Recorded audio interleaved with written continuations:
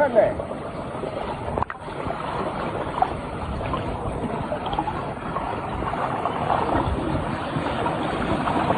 有跟大家提到说，这个水下开口水洞还蛮危险的。那我们要怎么样判断呢？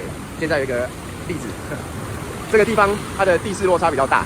然后呢，我们看到这个石头，好，再稍微看一下上面，其实是有点落差的。那照理说，这落差水盖过来的时候，水位应该在这边，它应该会从旁边流出来，旁边这个上面这样，你会看到水涌出来，有点小瀑布的感觉。那这个地方也是同理。好，那就可以合理的判断说，水没有从上面过来的话，会从另外一个地方。那下面我们又来看到下面这里，对，有没有发现它的水有一个涌升的感觉，而且水位比其他的平面还要再高一点。好，那我们上来这边看一下。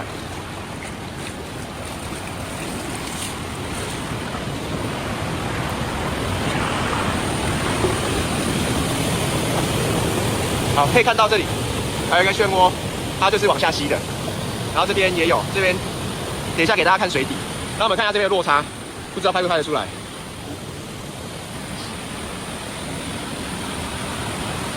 有一个高度在，然后水从下面经过了，照理说应该是要淹起来，从旁边淹起来，然后从那边形成一个小瀑布。